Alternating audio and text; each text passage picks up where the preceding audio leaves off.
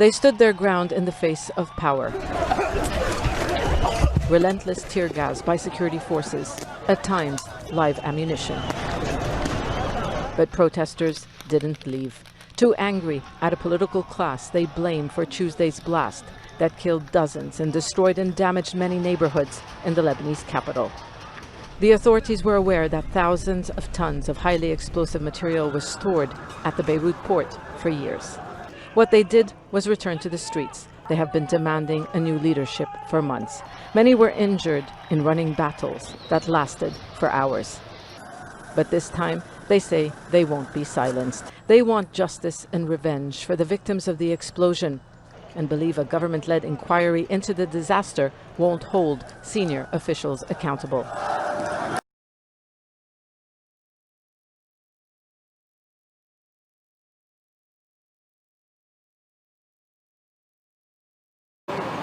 "1,000 red balloons floating in Rio de Janeiro skies. The iconic sands of the Copacabana beach pierced with 100 black crosses.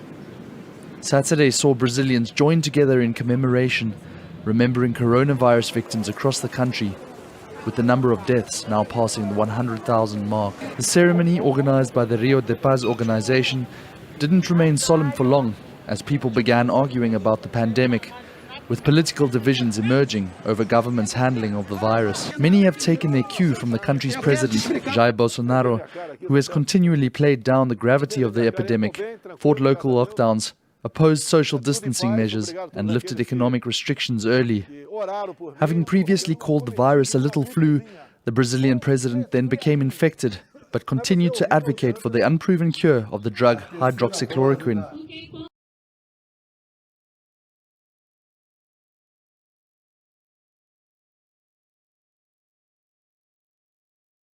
The banks of the Seine, open-air markets and popular shopping streets. From Monday, Parisians will have to wear masks in busy outdoor areas after authorities imposed new measures in a bid to curb a rise in coronavirus cases in the French capital.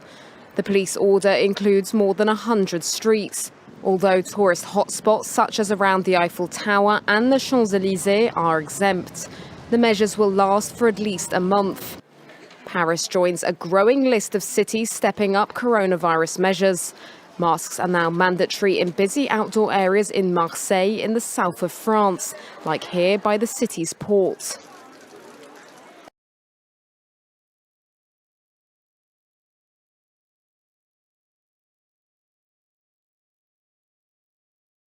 We had information that in this plot there is illicit dealings where all the rejected waste food, they are taken into this plot, and from there they are recycled back to our communities. Up so far, we are here, we saw even the papers where it simply says that now they were rejected. They were supposed to be destroyed long time ago. But these people go back to the waste at Holfontein. They collect them, they start to repackage them here at this place. And then they are so dirty.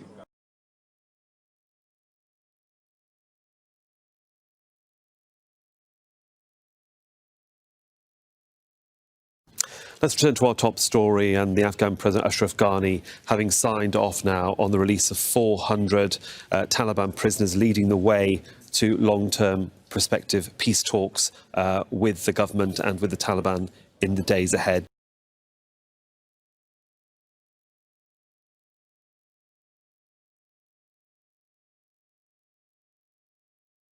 Union Minister Rajnath Singh said today that the Defence Ministry will stop the import of 101 items beyond given timeline to boost indigenous production, according to Prime Minister Narendra Modi's mission of Atmanirbhar Bharat.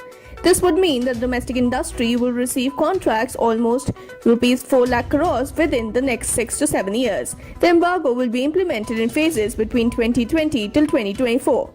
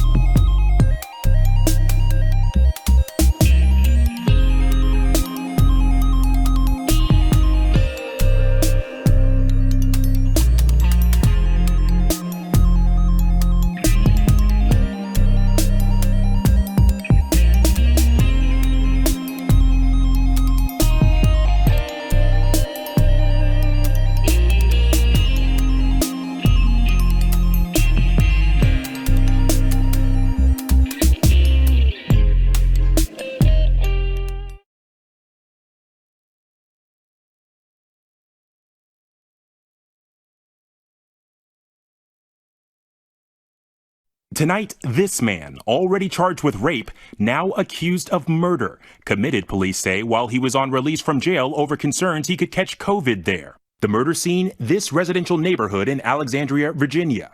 The victim, Carla Dominguez, found shot to death July 29th, allegedly by the very man she earlier accused of raping her. In October, Ibrahim Bouachi was jailed on the rape charge, which his lawyers denied, to await trial, until April when his lawyers successfully argued for his release, partly on the grounds of the pandemic risks. Across the nation, releases are happening for prisoners nearing completion of their sentences and those seen to be low risk to their communities, as jails and prisons continue to be major hotspots for COVID-19. Bouachi was released on $25,000 bond and the condition he stay home. But in July, police say he went out and killed Dominguez at her Alexandria, Virginia apartment. Days later, following a police chase, authorities say Bouachi shot himself.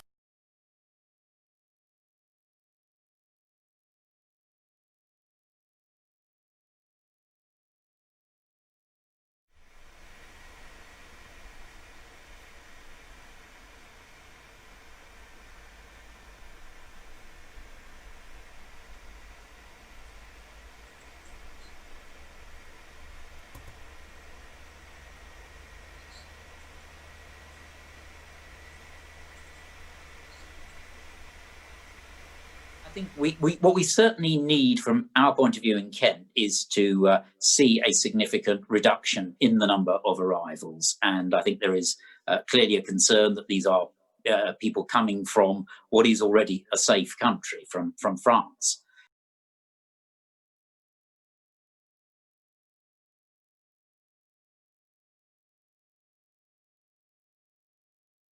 Believe it or not, this month marks 40 years since Queensland baby Azaria Chamberlain vanished at Uluru. Everyone had an opinion on the guilt or innocence of Michael and Lindy Chamberlain. This week, the biggest piece of evidence from the trial goes on public display for the first time. Lindy and Michael Chamberlain's song to farewell their baby. Michael was pastor of the Mount Isa Seventh-day Adventist Church. The family went camping at Ayers Rock. And I just yelled, there wasn't time to go and tell people, I just yelled out, has anyone got a torch? Dingo's got my baby.